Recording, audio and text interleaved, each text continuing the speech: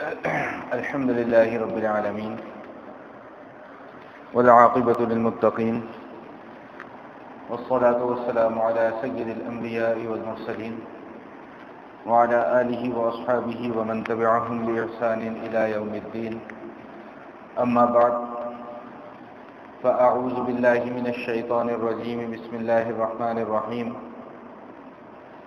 واصبر نفسك مع الذين يدعون ربهم بالغداة والعشي يريدون وجهه ولا تعد عيناك عنهم تريد زينة الحياة الدنيا ولا تطع من أغفلنا قلبه عن ذكرنا واتبع هواه وكان أمره فرطا. رب اشرح لي صدري ويسر لي أمري واحلل عقدة من لساني يفقهوا قولي.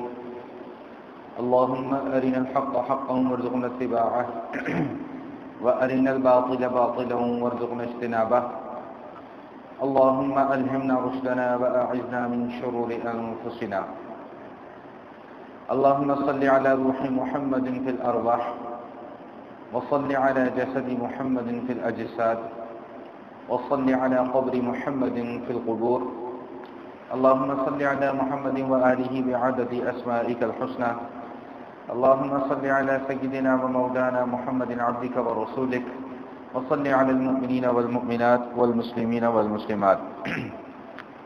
صدق الله تعالى وصدق رسوله النبي الكريم ونحن على ذلك لمن الشاهدين والشاكرين والحمد لله رب العالمين.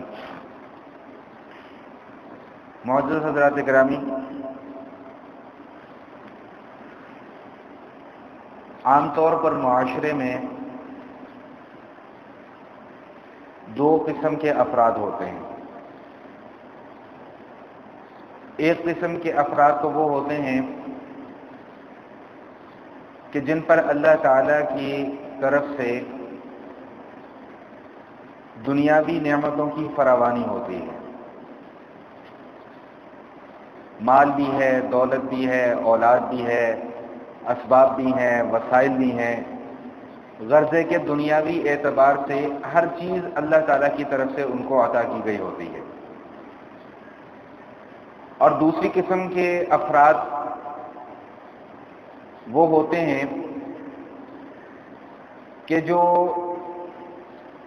ہر اعتبار سے کمزور ہوتے ہیں.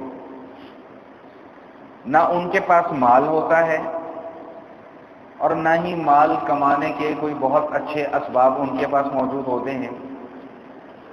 شکستہ حال ہوتے ہیں. ان کا لباس، ان کی گفتار، ان کی بول چال ان کی زبوں حالی کو بیان کر رہی ہوتی ہے. تو یہ دو قسم کے افراد عموماً معاشرے کے اندر پائے جاتے ہیں. اور ایک انسان کی فطرت یہ ہے کہ انسان ہمیشہ اپنا غصہ، اپنی بھڑاس اپنے سے کمزور پر ہی نکالتا ہے. اپنی طاقت کا مظاہرہ انسان ہمیشہ اپنے سے کمزور پر کرتا ہے. طاقت کا مظاہرہ طاقت والے کے سامنے نہیں کرتا. یہ انسان کی ایک فطرت ہے. غصہ آتا ہے تو غصہ نکالنے کے لیے بھی ایسی جگہ تلاش کی جاتی ہے جو میرے سے زیادہ کمزور ہو. میرے مقابلے کا، میرے جوڑ کا اگر کوئی آ جائے تو میرا غصہ اسی وقت ٹھنڈا ہو جاتا ہے. یہ انسان کی ایک فطرت ہے. تو ایسے افراد جو دنیاوی اعتبار سے کمزور ہوتے ہیں، مال کی بھی کمی ہوتی ہے، اسباب کی بھی کمی ہوتی ہے، جسمانی اعتبار سے بھی کمزور ہیں، ہر اعتبار سے کمزور ہیں.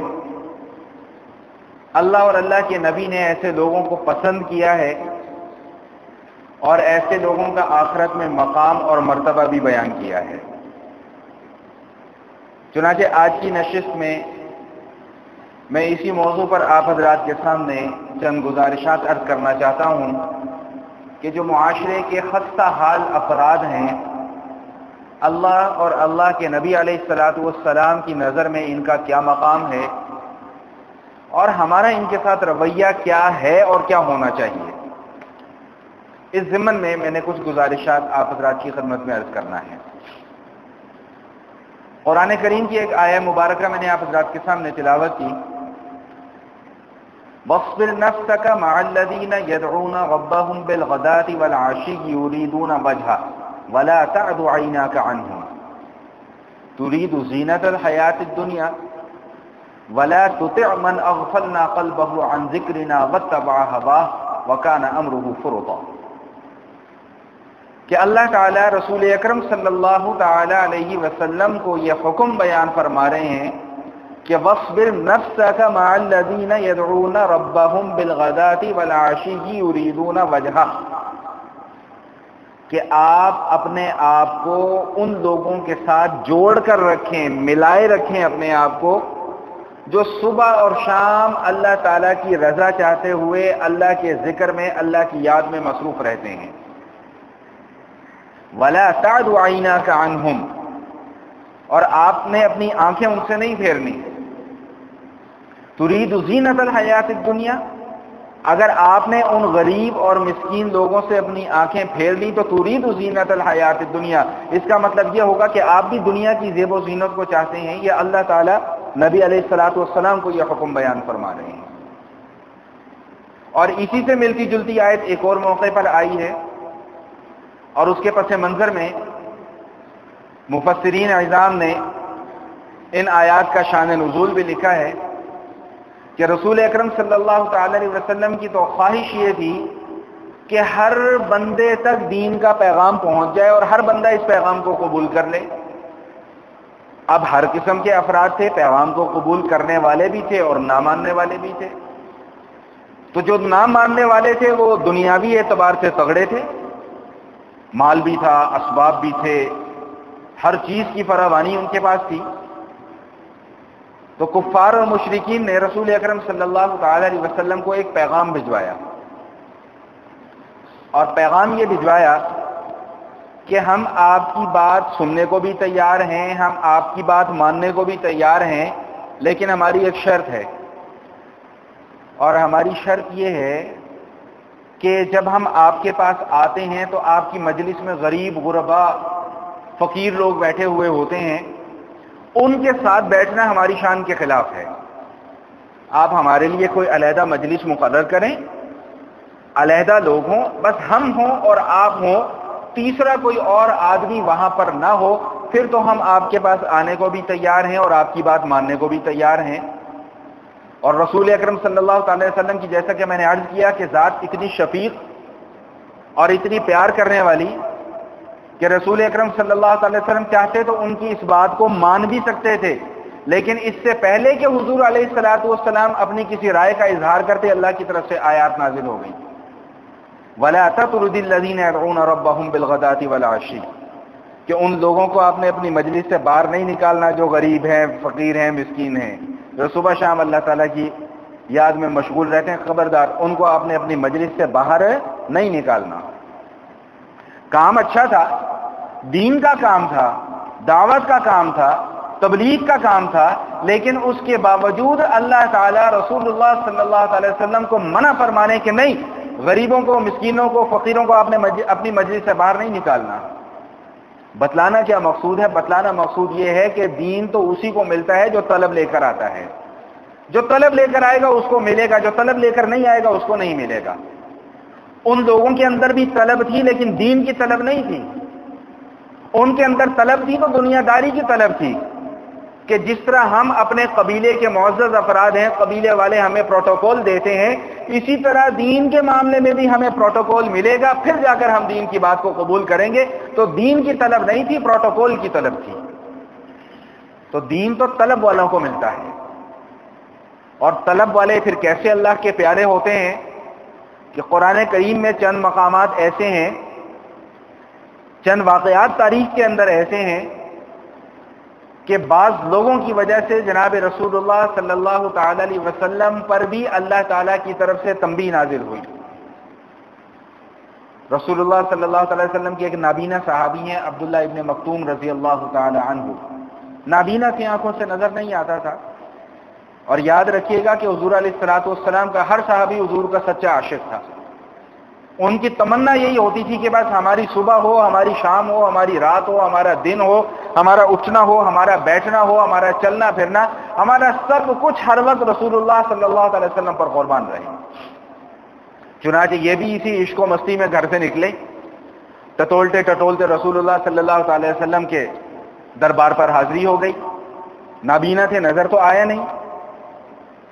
تو رسول اللہ صلی اللہ علیہ وسلم کی مجلس میں اس وقت کچھ قریش کے بڑے بڑے سردار موجود تھے، اور حضور علیہ الصلوۃ والسلام ان کو دین کی دعوت دے رہے تھے۔ یہ آ گئے، انہوں نے کہا یا رسول اللہ السلام علیکم، اللہ کے رسول السلام علیکم۔ نبی علیہ الصلوۃ والسلام کی طبیعت پر تھوڑی سی گڑانی آئی، خدا نہ خواستہ اس لیے نہیں کہ وہ غریب اور مسکین تھا تو میں اس کو اپنی مجلس سے باہر نکال دوں، نہیں، بات یہ تھی کہ یہ تو اپنا ہے، اس کو تو پھر بعد میں سمجھا لیں گے، یہ لوگ تو کبھی کبھی آنے والے ہیں۔ نبی علیہ الصلوۃ والسلام کی شان سے کی ذات عالیہ سے بدگمانی کی توقع کرنا بھی گناہ ہے، اور کفر سمجھتا ہوں میں اس بات کو کہ حضور علیہ الصلوۃ والسلام اور کسی کے متعلق بدگمانی کرے، العیاذ باللہ، سوال ہی پیدا نہیں ہوتا۔ لیکن طلب کیا کی کہ یہ تو روز آنے والا ہے، اس کو تو پھر میں بعد میں بھی کوئی بات سمجھا سکتا ہوں، یہ لوگ تو کبھی کبھی قابو آنے والے ہیں، چلو آج ان کو ہی بیٹھ کر بات سمجھا دیں۔ لیکن نبی علیہ الصلوۃ والسلام کا اتنی سی بات پر اعراض کرنا اللہ کو پسند نہیں آیا۔ قرآن کریم کی آیات نازل ہو گئیں، عبس وتولی ان جاءہ الاعمی وما یدریک لعلہ یزکی او یذکر فتنفعہ الذکری اما من استغنی فانت لہ تصدی وما علیک الا یزکی۔ یہ آیات 30ویں پارے کی سورہ عبس کی ابتدائی آیات۔ آپ نے روح گردانی کی، آپ نے منہ پھیر لیا اس سے، ایک نابینا انسان چل کر آپ کے پاس آیا، وما یدریک لعلہ یزکی، آپ کو کیا پتا کہ شاید کہ وہ نصیحت حاصل کر لیتا، او یذکر فتنفعہ الذکری، یہ ایسی نصیحت حاصل کرتا کہ اس کی نصیحت کرنا آپ کو بھی فائدہ دے دیتی، آپ کی نصیحت اس کو فائدہ دے دیتی۔ آپ نے کیوں اعراض کیا اس سے؟ حالانکہ میں نے عرض کر دیا کہ رسول اللہ صلی اللہ علیہ وسلم کا مقصد کوئی بدگمانی نہیں تھا، کوئی ان کو مجلس سے باہر نکالنا نہیں تھا، لیکن ان لوگوں کا مقام اور مرتبہ اتنا ہے کہ ذرا سی روح گردانی بھی اللہ تعالیٰ نے پسند نہیں کی اور قرآن کریم کی آیات نازل کر دی۔ اس کے بعد روایات میں آتا ہے کہ رسول اکرم صلی اللہ علیہ وسلم عبداللہ ابن مکتوم رضی اللہ تعالیٰ عنہ جب بھی حضور علیہ الصلوۃ والسلام کی مجلس میں تشریف لاتے تھے، حاضر خدمت ہوتے تھے، آقا علیہ الصلوۃ والسلام کھڑے ہو کر ان کا استقبال کیا کرتے تھے اور فرماتے تھے کہ مرحبا بما عاتبنی فیہ، آؤ بھائی آؤ، خوش آمدید، وہ انسان جس کی وجہ سے مجھے اللہ کی طرف سے عتاب نازل ہوا۔ تو یہ جو معاشرے کے غریب لوگ، معاشرے کے مسکین لوگ، معاشرے کے ضعفاء، یہ کوئی کم درجے کے لوگ نہیں ہیں، یہ کوئی ہلکے لوگ نہیں ہیں، یہ وہ طبقہ ہے جن کو ہم اپنے ساتھ اپنی مجالس میں، اپنی محافل میں بٹھانا پسند نہیں کرتے۔ ہمیں ان کے کپڑوں سے بو آتی ہے، ہمیں ان کے پہننے اوڑھنے سے نفرت ہوتی ہے، ہمیں ان کے چلنے پھرنے اٹھنے بیٹھنے کے انداز سے نفرت ہوتی ہے، لیکن ہم یہ نہیں جانتے کہ اللہ تعالیٰ کی نظر میں ان لوگوں کا کیا مقام ہے اور اللہ کی نظر میں ان لوگوں کا کیا مرتبہ ہے۔ اللہ کے نبی علیہ الصلوۃ والسلام نے ایک موقع پر ارشاد فرمایا، الا اخبرکم باہل الجنہ، کیا میں تمہیں جنت والوں کے متعلق نہ بتاؤں کہ جنت والے کون ہیں؟ صحابہ نے عرض کیا رسول اللہ ضرور بتلائیے۔ فرمایا کہ کل ضعیف متضاعف، ہر وہ شخص جو کمزور ہے دنیاوی اعتبار سے وہ اہل جنت میں سے ہے، اور ہر وہ شخص جس کو دنیا والے کمزور سمجھتے ہیں مالی اعتبار سے، جسمانی اعتبار سے، دنیاوی اعتبار سے، وہ بھی اہل جنت میں سے ہے۔ اور فرمایا کہ الا اخبرکم باہل النار، کیا میں تمہیں دوزخ والوں میں سے نہ بتلاؤں کہ دوزخ والے کون ہیں؟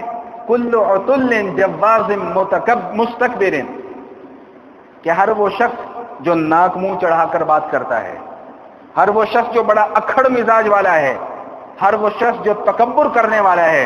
اللہ کے نبی علیہ الصلوۃ والسلام فرماتے ہیں کہ یہ اہل نار میں سے ہیں، اور جن کو تم لوگ کمزور سمجھتے ہو یہ اہل جنت میں سے ہوں گے۔ ہم نے تو ایک طریقہ کار اپنا یہ بنا لیا ہوا ہے کہ جو طاقتور ہوگا ہم اس کے ساتھ ہوں گے، جس کے پاس پیسہ ہوگا ہم اس کے ساتھ ہیں، جس کا معاشرے کے اندر ایک نام نہاد اسٹیٹس ہے ہم اس کے ساتھ ہیں۔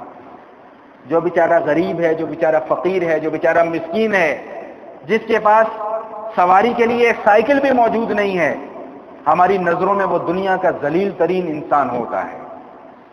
ہم ایسے لوگوں کو معاشرے کے کمین لوگوں میں شمار کرتے ہیں اور ہمیں اس بات کا اندازہ نہیں ہوتا کہ شاید اللہ کی نظر میں ان کا مقام اور مرتبہ ہم سے بھی کہیں زیادہ ہو.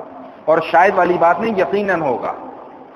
دین کے اوپر چلنے والا ہو، فقیر ہو، مسکین ہو، غریب ہو، کل قیامت والے دن وہ امیروں سے 500 سال پہلے جنت کے اندر داخل ہو جائے گا. امیروں کو رکوا دیا جائے گا جنت کے اوپر، ٹھہر جاؤ، تم نے ابھی حساب کتاب دینا ہے. مال جتنا زیادہ ہوگا حساب کتاب بھی اتنا ہی لمبا چوڑا ہوگا. اللہ کے نبی صلی اللہ علیہ وسلم فرماتے ہیں کہ 2 چیزیں ایسی ہیں دنیا میں جن کو تم لوگ ناپسند کرتے ہو، حالانکہ یہ دونوں کی دونوں چیزیں تمہارے فائدے کی ہیں.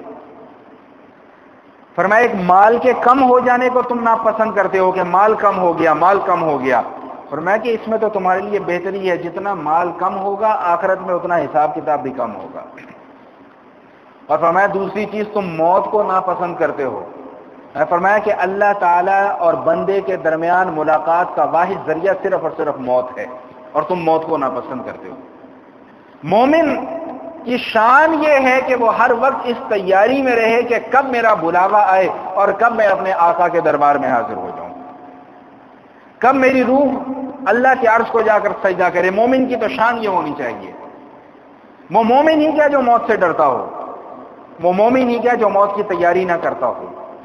الکیس من دان نفسہ وعمل لما بعد الموت والعاجز من اتبع نفسہ وتمنى علی اللہ.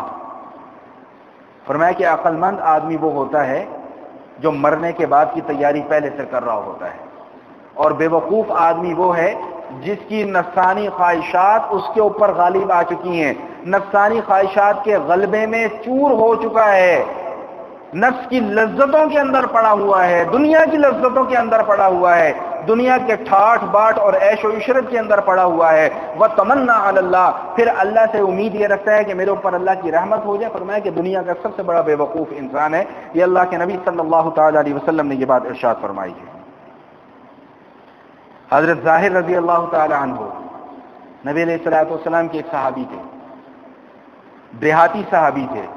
یہ ساری باتیں میں اس لیے آپ کے سامنے عرض کر رہا ہوں کہ ہمیں پتہ لگے کہ ہم عشق رسول کے دعوے کرنے والے تو ہیں، ہمارے نبی کا اخلاق کیا تھا اور ہمارے اخلاق کہاں پر ہیں. نبی علیہ الصلوۃ والسلام کا رویہ غریبوں، مسکینوں، فقیروں کے ساتھ کیا ہوتا تھا، اور میرا آپ کا رویہ غریبوں، مسکینوں، فقیروں کے ساتھ کیا ہوتا ہے. میرے پاس موٹر سائیکل آ جائے نا، موٹر سائیکل، تو میں سائیکل والے کو کچھ نہیں سمجھتا. گاڑی آ جائے تو میں موٹر سائیکل والے کو کچھ نہیں سمجھتا. بڑی گاڑی آ جائے تو میں چھوٹی گاڑی والی کو کچھ نہیں سمجھتا. تو ہمارا تو المیہ یہ ہے، ہم تو اتنی اخلاقی گراوٹ کا شکار ہو چکے ہوئے ہیں. لیکن اللہ کے نبی صلی اللہ تعالی وسلم جو کل کائنات کے بادشاہ ہیں، کائنات کے سارے خزانے، سارے کے سارے خزانوں کی کنجیاں اللہ تعالیٰ نے آپ کے قدموں میں لا کر رکھ دی، اس کے باوجود رسول اکرم صلی اللہ تعالی وسلم کی سادگی، حضور علیہ الصلوۃ والسلام کی مسکینیت، حضور علیہ الصلوۃ والسلام کی مسکنت، اور آقا علیہ الصلوۃ والسلام کا غریبوں اور مسکینوں اور فقیروں کے ساتھ کیا رویہ تھا، آپ یہ پڑھیں گے تو آپ کی عقل حیران اور پریشان رہ جائے گی. حضرت ظاہر رضی اللہ تعالیٰ عنہ صحابی ہیں، دیہات کے رہنے والے تھے. کبھی کبھی حضور علیہ الصلوۃ والسلام کی خدمت میں حاضر ہوا کرتے تھے، تو رسول اللہ صلی اللہ علیہ وسلم کی خدمت میں دیہات کے کچھ تحفے تحائف، دیہات کی چیزیں لے کر آتے تھے. جیسے ہمارے یہاں بھی ہوتا ہے کہ کوئی گاؤں سے آئے گا تو وہ تازی کوئی سبزیاں یا پھل وغیرہ لے آتا ہے تحفے کے طور پہ. تو یہ اسی طرح جب رسول اللہ صلی اللہ علیہ وسلم کی خدمت میں حاضری دیتے تھے تو دیہات سے کچھ تحفے تحائف رسول اکرم صلی اللہ علیہ وسلم کے لیے لے کر آتے تھے. اور حضور علیہ الصلوۃ والسلام پھر جب یہ واپس جانے لگتے تھے تو شہر کی کچھ چیزیں ان کو تحفے کے طور پہ دے دیا کرتے تھے. یہ بھی رسول اکرم صلی اللہ علیہ وسلم کی سنت ہے. ایک مرتبہ یہ اسی طرح گاؤں سے کچھ چیزیں لے کر آئے شہر میں بیچنے کے لیے، تو بازار میں کھڑے ہو کر خرید و فروخت کر رہے تھے. تو رسول اللہ صلی اللہ علیہ وسلم کا وہاں سے گزر ہوا تو آقا علیہ الصلوۃ والسلام نے ان کی آنکھوں پر جا کر پیچھے سے ایسے ہاتھ رکھ لیا. ہم بھی کبھی کبھی کرتے ہیں نا جی، اپنے دوستوں کے ساتھ کافی دنوں کے بعد ملاقات ہوئی ہو تو اٹکیلی سی تھوڑی سی کر لی. رسول اللہ صلی اللہ علیہ وسلم کی طبیعت میں مزاح بھی تھا، لیکن ایسا مزاح نہیں تھا کہ جس میں جھوٹ ہو خدا نہ خواستہ، یا ایسا مزاح جس سے کسی کو تکلیف پہنچ سکتی ہو. مذاق کرنا جائز ہے لیکن حدود کے اندر رہ کر. تو پیچھے آ کر آنکھوں پہ ہاتھ رکھ لیا. انہوں نے بڑی کوشش کی ہاتھ چھڑانے کی، پہچاننے کی بھی کوشش کی کہ کون ہے. پھر اندازہ ہوا کہ رسول اللہ صلی اللہ تعالی علیہ وسلم ہے. تو رسول اکرم صلی اللہ علیہ وسلم نے پیچھے سے ہاتھ رکھا ہوا تھا، تو انہوں نے اپنا جسم اور ایسے پیچھے کر کے حضور علیہ الصلوۃ والسلام کے ساتھ چمٹا لیا کہ چلو یہ موقع پھر کبھی نہیں ملنا، بار بار ایسے موقع نہیں آتے. حضور اکرم صلی اللہ علیہ وسلم سے اپنے جسم کو چمٹا لیا. تو رسول اللہ صلی اللہ علیہ وسلم نے مذاق کیا کہ بھائی کوئی ہے جو میرے اس غلام کو خریدے. سیاہ رنگ کے تھے، کالا رنگ تھا، بالکل خوبصورت نہیں تھے شکل و صورت کے اعتبار سے، لیکن صحابی رسول ہیں. تو فرمایا کہ بھائی کوئی ہے جو میرے اس غلام کو خریدے گا. تو عرض کرنے لگے کہ یا رسول اللہ اگر آپ اس غلام کو بازار میں بیچیں گے تو اس کی قیمت آپ کو کوئی نہیں ملنی، بے قیمت کا غلام ہے یہ. اللہ اکبر.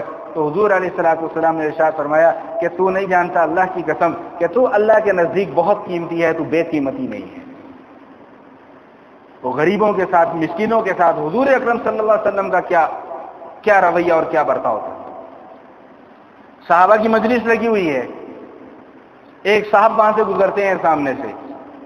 حضور علیہ الصلوۃ والسلام نے فرمایا کہ اس شخص کے متعلق تمہاری کیا رائے ہے.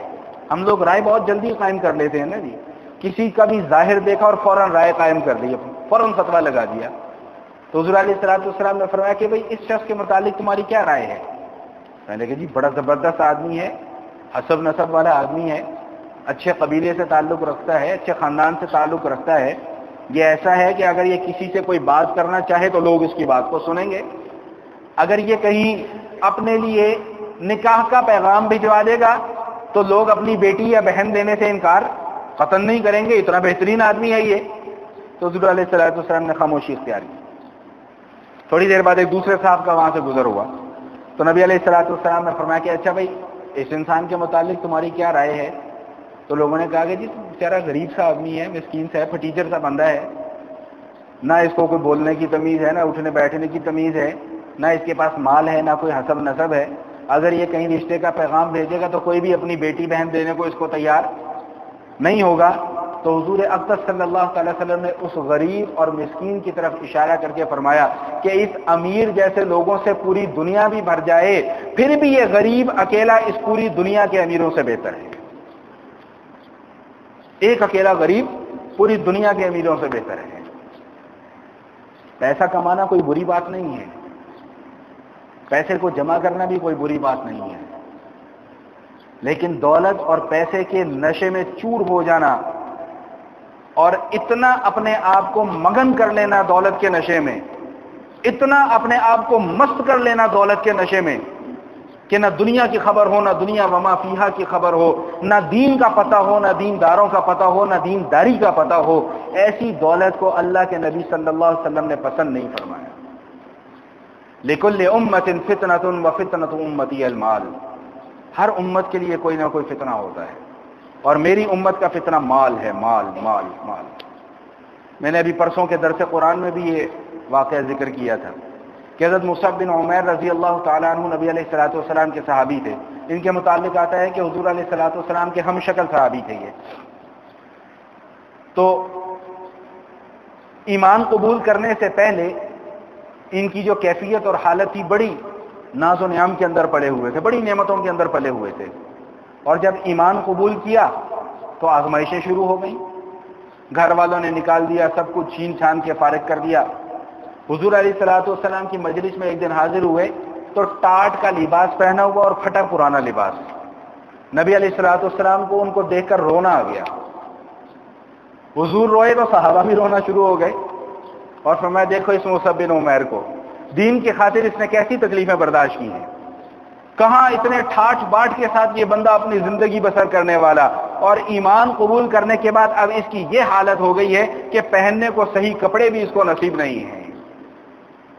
پھر نبی علیہ الصلوۃ والسلام نے فرمایا کہ اس وقت تمہارا کیا حال ہوگا کہ صبح کو تم ایک جوڑا پہنا کرو گے، شام کو تم دوسرا جوڑا پہنا کرو گے. تمہارے دسترخوان پر ایک سالن کا پیالہ اٹھایا جائے گا اور دوسرا لا کر رکھا جائے گا، اس وقت تمہاری کیا حالت ہوگی. صحابہ بڑے خوش ہوئے کہ یا رسول اللہ ایسا وقت ہی ہمارے پاس آنا ہے، پھر تو ہم بڑی آسانی سے عبادتیں کیا کریں گے، خوب جو ہے ہم اللہ کے راستے میں خرچ کیا کریں گے، خوب ہم اپنا سارا دن عبادات کے اندر صرف کر دیا کریں گے. تو رسول اکرم صلی اللہ تعالی علیہ وسلم فرمایا کہ نہیں، تم اسی حالت کے اندر ٹھیک ہو، اسی حالت میں بہتر ہو. آج ذرا ہم اپنی حالت کے اوپر غور کریں. ہم اللہ پاک نے کتنی نعمتیں ہم سب کو دی ہوئی ہیں. سونے کا لباس ہمارا علیحدہ ہوتا ہے، واک کرنے کا لباس ہمارا علیحدہ ہوتا ہے، مسجد میں جانے کا لباس ہمارا علیحدہ ہوتا ہے، شادی میں جانے کا لباس ہمارا علیحدہ ہوتا ہے، کسی اور فنکشن میں جانا ہو وہاں کا لباس ہمارا علیحدہ ہوتا ہے. موسم کے اعتبار سے ہم اپنے لباس تبدیل کرتے ہیں. اللہ کی کتنی نعمتیں ہیں.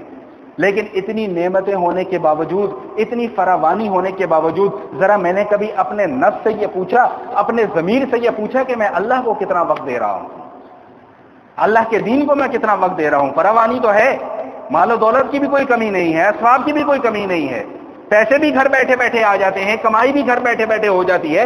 ذرا میں نے کبھی یہ سوچا کہ میں مسجد میں جا کر کتنا وقت دیتا ہوں؟ ذرا میں نے کبھی یہ سوچا کہ میں کتنی نمازیں مسجد میں جا کر پڑھ لیتا ہوں؟ ذرا میں نے کبھی یہ سوچا کہ میرے گھر کے اندر کتنی دینداری ہے؟ کبھی میں نے اس بات کی طرف توجہ کی کہ میں اپنے بچوں کی کیا تربیت کر رہا ہوں؟ اپنے بچوں کو KFC اور میکڈونلڈ کھلا کھلا کر، کارٹون نیٹ ورک دکھا دکھا کر میں اپنے بچوں کو کیا سکھلا رہا ہوں، کیا بتانا چاہ رہا ہوں انہیں؟ اکابرین کی تاریخ میں اپنے بچوں کو نہیں بتلاتا، میں کیا دے رہا ہوں اپنے بچوں کو؟ کیا ان کو ان کے مستقبل میں جا کر دوں گا؟ کبھی ہم نے اس چیز کے اوپر غور کیا؟ رسول اکرم صلی اللہ علیہ وسلم نے اس وقت فرما دیا کہ نہیں، تم اس وقت جس حالت میں ہو ٹھیک ہو. بتلا دیا گیا تھا وحی کے ذریعے سے. نبی کی فراست بہت قیمتی فراست ہوتی ہے نبی کی، اور بہت دور تک کی سوچ ہوتی ہے نبی کی. حضور علیہ الصلوۃ والسلام مزاج شناس بھی تھے، طبیعتوں کو بھی سمجھتے تھے، جانتے تھے کہ میرے اس دنیا سے چلے جانے کے بعد پھر معاملات کیا سے کیا ہو جائیں گے. اسی لیے پہلے ہی بتلا دیا کہ نہیں، تم اس حالت میں ہو، یہ تمہاری حالت بہتر ہے. حدیث شریف میں آتا ہے کہ جنت اور دوزخ، ان کا آپس میں ایک مناظرہ ہوا. جنت نے کہا کہ میرے اندر یہ چیز ہے، یہ کوالٹیز ہیں، ایسے ایسے لوگ میرے اندر آئیں گے. جہنم نے بھی کہا کہ جی میرے اندر بھی ایسے ایسے لوگ آئیں گے. جہنم نے یہ کہا کہ میرے اندر آئیں گے متکبر لوگ آئیں گے، دنیا کے اندر اپنے آپ کو بڑا فن خواں سمجھنے والے لوگ میرے اندر آئیں گے، جہنم کے اندر آئیں گے. جنت نے کہا کہ میرے اندر کون لوگ آئیں گے؟ جو مسکین ہوں گے، جو غریب ہوں گے، جو فقیر ہوں گے، جن کی معاشرے کے اندر کوئی حیثیت نہیں سمجھی جاتی ہوگی، جن کو لوگ اپنے پاس بٹھانے سے بھی گریز کرتے ہوں گے، جن کو لوگ اگر وہ بھولے بھٹکے مسجد میں آ جاتے ہوں تو دھکے مار مار کر مسجد سے باہر نکال دیتے ہوں گے کہ یہ امیروں کی مسجد ہے، یہاں پر تم غریبوں کا کیا کام ہے. جنت کہتی ہے کہ میرے اندر تو ایسے ایسے لوگ آئیں گے. اب کسی کے ذہن کے اندر یہ سوال نہ پیدا ہو جائے کہ جنت کیسے بات کرے گی اور جہنم کیسے بات کرے گی. میں مختصر سی صرف بات سمجھا کے پھر آگے چل رہا ہوں. حضرت تھانوی رحمہ اللہ سفر کے اندر جا رہے تھے تو ان سے کسی نے ایک سوال کر دیا کہ حضرت یہ جو آیا ہے کہ قیامت والے دن ہمارے اپنے اعضاء بولنا شروع کر دیں گے، یہ بات سمجھ میں نہیں آتی کہ قیامت والے دن اعضاء کیسے بولیں گے. تو حضرت تھانوی رحمہ اللہ نے فرمایا کہ بھائی دلیل سے سمجھاؤں کہ مثال دے کر سمجھاؤں؟ دلیل تو اللہ کا قرآن موجود ہے، یوم تشہد علیہم السنتہم وایدیہم وارجلہم بما کانوا یعملون، کہ اس دن تمہاری زبانیں بند، تمہارا منہ بند، تمہارے ہاتھ بولیں گے، تمہارے پاؤں بولیں گے، تمہارے کان بولیں گے، تمہاری آنکھیں بولیں گی. یہ تو اللہ کا قرآن کہتا ہے. جب اللہ کا قرآن آ گیا تو پھر اب مزید کسی دلیل کی ضرورت نہیں. لیکن بعض ہمارے معاشرے کے ایسے افراد بھی ہوتے ہیں کہ جب تک ان کو مثال سے نہ بات سمجھائی جائے تو ان کو بات سمجھ میں نہیں آتی. تو حضرت تھانوی رحمہ اللہ نے پوچھا کہ اچھا بھائی مجھے یہ بتاؤ کہ یہ جو زبان ہے، زبان بولتی ہے کہ نہیں بولتی؟ میں نے کہا جی بالکل بولتی ہے. تو فرمایا کہ جس نے اس زبان کو بولنے کی طاقت دی ہے وہی ان ہاتھوں کو بھی بولنے کی طاقت دے دے گا. جس نے اس زبان کو بولنے کی طاقت دی ہے وہی ان پیروں کو بھی بولنے کی طاقت دے دے گا. حدیث شریف میں آتا ہے کہ رسول اکرم صلی اللہ علیہ وسلم نے جہنمیوں کے متعلق بتایا کہ ان کو سر کے بل چلا کر جو ہے وہ جہنم کے اندر پھینکا جائے گا. صحابہ بڑے حیران ہوئے، عرض کی یا رسول اللہ سر کے بل لوگ کیسے چلیں گے؟ فرمایا جیسے پاؤں کے بل چلتے ہیں اسی طرح سر کے بل چلیں گے. جس اللہ نے پاؤں کو طاقت دے دی کہ وہ ہمیں چلائے، وہی اللہ سر کو بھی طاقت دے دے گا کہ ہمیں چلائے اور گھسیٹ کر لے کر جائے.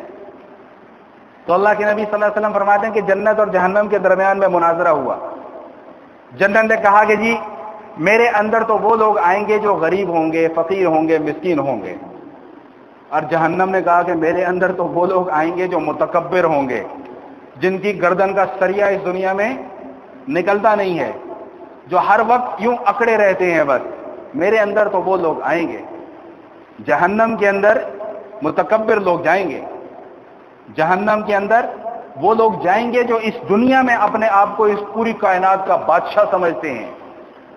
جہنم کے اندر وہ لوگ جائیں گے جو اپنے سامنے دوسرے لوگوں کی حیثیت کو بالکل ختم کر دیتے ہیں۔ جہنم کہتی ہے میرے اندر تو ایسے لوگ آئیں گے۔ اب یہ جنت اور جہنم کے درمیان میں مکالمہ چل رہا ہے، تو اللہ تعالیٰ نے اب ان کے درمیان میں فیصلہ فرمایا۔ اور اللہ نے کیا فیصلہ فرمایا؟ جہنم کو اللہ تعالیٰ نے مخاطب کر کے فرمایا کہ تو میرے عذاب کی جگہ ہے، جنت کو مخاطب کر کے فرمایا کہ تو میری رحمت کی جگہ ہے، اور تم دونوں کو میں نے بھرنا ہے، جہنم کو بھی بھرنا ہے اور جنت کو بھی بھرنا ہے۔ جہنم کو بھرا جائے گا امراء کے ساتھ، اور جنت کو بھرا جائے گا غرباء کے ساتھ، فقراء کے ساتھ، مساکین کے ساتھ۔ یہ فقراء اور مساکین کبھی ان کے ساتھ ظلم اور زیادتی کا برتاؤ نہ کریں، کیا پتا کس وقت کس کی آہ ہمیں لے بیٹھے۔ آج ہم انسان کو انسان نہیں سمجھتے۔ گھروں کے اندر جو ملازم کام کر رہے ہوتے ہیں ہم ان کے ساتھ کیا سلوک کرتے ہیں، کبھی ہم نے اس چیز کے اوپر غور کیا؟ ایک ملازم سے پلیٹ ٹوٹ جاتی ہے نا، پلیٹ یا کوئی گلاس ٹوٹ جاتا ہے یا کوئی کپ ٹوٹ جاتا ہے، تو اس بیچارے کی نہ ماں بچتی ہے نہ بہن بچتی ہے۔ میرا اپنا بچہ کوئی 10,000 کا برتن بھی توڑ دے گا، کوئی بات نہیں بیٹا دوبارہ آ جائے گا۔ ہماری اخلاقی گراوٹ کی انتہا اب یہاں تک پہنچ چکی ہوئی ہے، معذرت کے ساتھ باتیں تھوڑی سی کڑوی ہیں لیکن حقیقت پر مبنی ہیں۔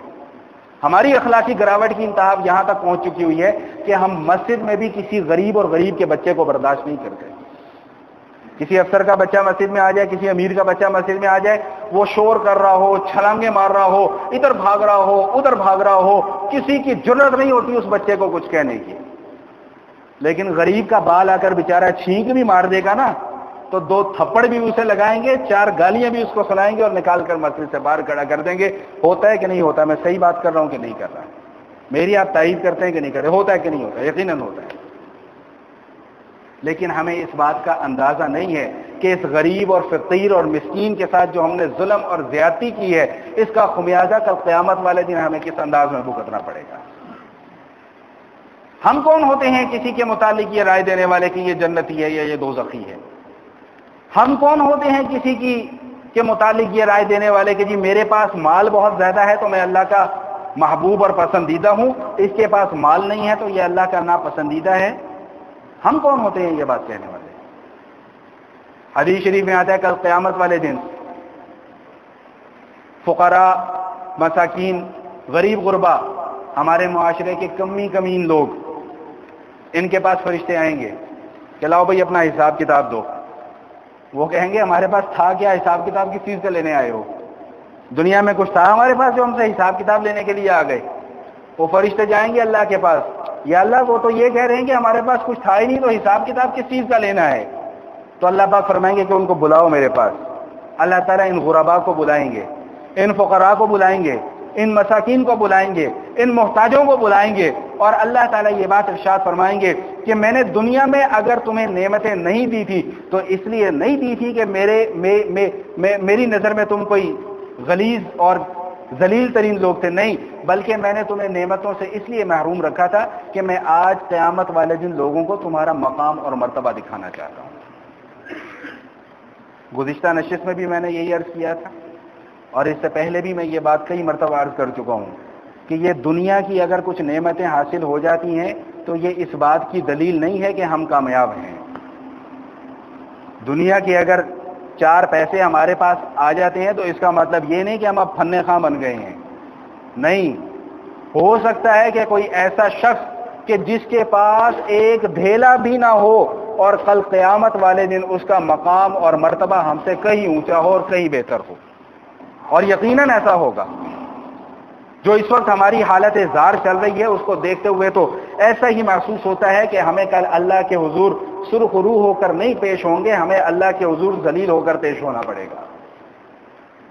جو ظلم ہم نے روا رکھا ہوا ہے معاشرے کے کمزور افراد کے ساتھ، الظلم ظلمات یوم القیامہ، اللہ کے نبی صلی اللہ علیہ وسلم فرماتے ہیں کہ کل قیامت والے دن یہ تمہارا دنیا کا جو ظلم ہے یہ بہت سارے اندھیروں کی شکل میں آئے گا۔ اس وقت کیا کرو گے؟ اس وقت کیسے جان چھڑاؤ گے؟ ہم 2-4 ہزار اپنے ملازم کو تنخواہ دے کر سمجھتے ہیں کہ بس یہ ہمارا زر خرید غلام بن گیا ہے، اب اس نے سانس بھی لینا ہے تو یہ ہماری مرضی سے لے، خدا کے واسطے ایسا نہ کیجیے۔ اللہ تعالیٰ نے جہاں پر حاکم طبقے کے حقوق کو بیان کیا ہے، وہاں پر اللہ نے ملازم اور غلام طبقے کے حقوق کو بھی بیان کیا ہے۔ فرمایا کہ جو خود کھاؤ وہی ان کو کھلاؤ، جو خود پہنو وہی ان کو پہناؤ، جس طرح کا لائف سٹائل تمہارا ہے اسی طرح کا طرز زندگی ان کو بھی دو۔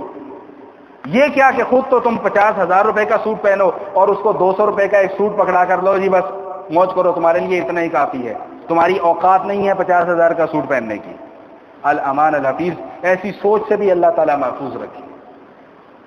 وَمَن يَعْمَلْ مِثْقَالَ ذَرَّةٍ خَيْرًا يَرَهُ وَمَن يَعْمَلْ مِثْقَالَ ذَرَّةٍ شَرًّا يَرَهُ، چھوٹی سے چھوٹی برائی بھی کل سامنے آئے گی اور چھوٹی سے چھوٹی نیکی بھی کل سامنے آئے گی۔ ایک حدیث میں اکثر احباب کی خدمت میں پیش کیا کرتا ہوں کہ رسول اکرم صلی اللہ تعالی وسلم نے ارشاد فرمایا کہ تم جانتے ہو کہ میری امت کا مسکین کون ہے؟ جانتے ہو؟ صحابہ نے عرض کیا، یا رسول اللہ، مسکین وہ ہے جس کے پاس پیسے نہیں ہیں، جس کے پاس پہننے کو ڈھنگ کا لباس نہیں ہے، جس کے پاس کھانے کو خوراک نہیں ہے، وہ مسکین ہے۔ فرمایا نہیں نہیں نہیں نہیں، یہ مسکین نہیں ہے، میری امت کا مسکین تو وہ ہوگا جب کل قیامت والے دن وہ اللہ کے حضور پیش ہوگا، خوب نیکیوں کے انبار ہوں گے اس کے پاس، ساری زندگی تہجد پڑھتا رہا، تسبیحات کرتا رہا، نمازیں پڑھتا رہا، روزے رکھتا رہا، زکاتیں دیتا رہا، جتنی نیکیاں ہیں وہ سب اس کے پاس ہوں گی۔ وہ آئے گا اللہ کے حضور، اپنی نیکیاں لے کر آئے گا کہ یا اللہ یہ نیکیاں میں لے کر آیا ہوں۔ اتنے میں اسی مجمع میں سے ایک شخص اٹھے گا، یہ معاشر کی بات بتلا رہا ہوں، مجمع میں سے ایک شخص اٹھے گا کہ یا اللہ اس نے فلاں وقت میں مجھ سے فلاں زیادتی کی تھی۔ اللہ اس مالدار سے پوچھیں گے ہاں بھائی انکار کرتے ہو؟ وہ کہے گا یا اللہ نہیں، انکار کی گنجائش نہیں ہے، چلو بھائی اس کی نیکیاں پکڑو اور اس مظلوم کے کھاتے میں ڈال دو۔ دوسرا آئے گا، یا اللہ اس نے مجھے فلاں موقع پر ایک تھپڑ مارا تھا، معافی نہیں مانگی تھی۔ اللہ پوچھیں گے انکار کرتے ہو؟ عرض کرے گا جی انکار کی گنجائش نہیں، چلو بھائی اور نیکیاں پکڑو اس مظلوم کو دے دو۔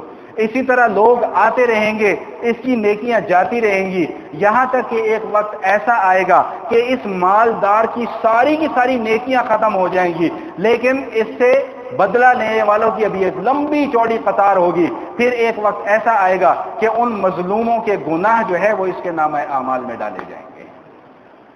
اللہ کے نبی صلی اللہ علیہ وسلم فرماتے کہ میری امت کا مسکین ترین آدمی یہ ہے کہ سب کچھ ہونے کے باوجود آج اس کے ہاتھ خالی ہیں، کچھ نہیں ہے، سب کچھ ہے لیکن کچھ نہیں ہے، ساری زندگی کی عبادات ایک جھٹکے کے اندر ختم ہو گئی، ساری زندگی کی ریاستیں چٹکی بجاتے ہی ختم ہو گئیں۔ اس لیے کبھی اللہ کی دی ہوئی نعمتوں کے اوپر گھمنڈ اور غرور نہ کریں کہ جی ہمارے پاس تو یہ ہے، ہمارے پاس تو وہ ہے، ہم تو ایسے ہیں، ہم تو ویسے ہیں۔ ہوں گے جیسے بھی ہوں گے، اللہ کا شکر ادا کریں، اللہ کی نعمتوں کو یاد کریں کہ اللہ پاک نے ہمیں یہ نعمتیں دی ہوئی ہیں۔ اگر اللہ تعالیٰ نے مجھے اچھی حالت میں رکھا ہے تو یہ بھی اللہ کا انعام ہے، اگر اللہ تعالیٰ نے مجھے اس حالت سے، غریبی کی حالت سے، مسکینی کی حالت سے، فقر کی حالت سے بچا کر رکھا ہے تو یہ بھی اللہ تعالیٰ کا انعام ہے، میرا اپنا اس کے اندر کوئی کمال نہیں ہے۔ نبی علیہ الصلوۃ والسلام کی ایک صحابی ہیں سیدنا عبداللہ ذو البجادین رضی اللہ تعالی عنہ، یہ اپنے چچا کے پاس رہتے تھے، ایمان قبول کر لیا۔ چچا نے کہا، دھمکی دی کہ اگر ایمان قبول کیا یا ایمان کو چھوڑا نہیں تو پائی پائی کا محتاج کر دوں گا تجھے میں۔ میں کہا جی تو جو تیرے دل میں آتا ہے تو کر لے، لیکن اللہ کے نبی کی محبت کا جام پی لیا ہے، اب یہ محبت دل سے نکلنے والی نہیں۔ چچا نے گھر سے نکالا، اور جانتے ہیں کس کیفیت میں نکالا کہ ایک اتنا سا چیتھڑا بھی بدن کے اوپر نہیں تھا، برہنہ کر کے گھر سے باہر نکال دیا۔ والدہ کی خدمت میں حاضر ہوئے، والدہ اس حالت میں دیکھ کر پریشان ہو گئی، فوراً ایک چادر اتار کر بیٹے کو دی کہ بیٹا تو یہ لے لے۔ انہوں نے چادر کے 2 ٹکڑے کیے، ایک چادر کو تہبند کے طور پہ باندھ لیا، ایک کو کندھے پہ ڈال لیا، اس لیے ان کو ذو البجادین کہا جاتا ہے، 2 چادروں والے۔ رسول اکرم صلی اللہ تعالی وسلم کی خدمت میں حاضر ہو گئے۔ نبی علیہ الصلوۃ والسلام نے دیکھا کہ یا ذو البجادین، اور 2 چادروں والے کیسے آئے ہو؟ سارا ماجرا سنا دیا کہ یا رسول اللہ ایسے آیا ہوں۔ تو دعا کی کہ یا اللہ یہ ہمارا ہے، غریب ہے، کیا دعا کریں کہ یا اللہ یہ ہمارا ہے۔ اور احادیث کے اندر آتا ہے کہ رسول اکرم صلی اللہ علیہ وسلم نے پھر کبھی ان کو اپنے سے جدا نہیں کیا۔ ایک موقع پہ ان کو بخار ہو گیا، اسی بخار کی حالت میں وفات ہو گئی۔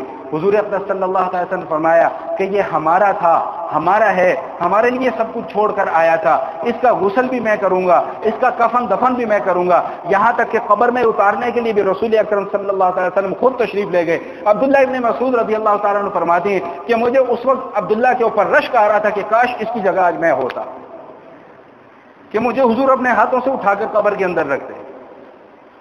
جب ان کو قبر کے اندر رکھ دیا تو فرمایا کہ یا اللہ یہ ہمارا تھا، اس نے ہمارے لیے سب کچھ چھوڑا تھا، یا اللہ تو بھی اس کے ساتھ خیر کا معاملہ فرما۔ اور اس کے بعد نبی علیہ الصلوۃ والسلام نے خوشخبری سنائی، فطوبى للغرباء، خوشخبری ہے غریبوں کے لیے، خوشخبری ہے فقیروں کے لیے، خوشخبری ہے مسکینوں کے لیے۔ تو یہ مسکین اور غریب یہ اسی معاشرے کا فرد ہیں، اسی معاشرے کا حصہ ہیں۔ کوئی پتہ نہیں کہ مجھے اور آپ کو یہ جو نعمتیں مل رہی ہیں شاید انہی کی برکتوں سے مل رہی ہیں، اس لیے اپنے رویوں کو تبدیل کیجئے۔ یہ غصہ اور یہ اکڑ اور یہ فن خانی نکال کر باہر پھینک دیجئے۔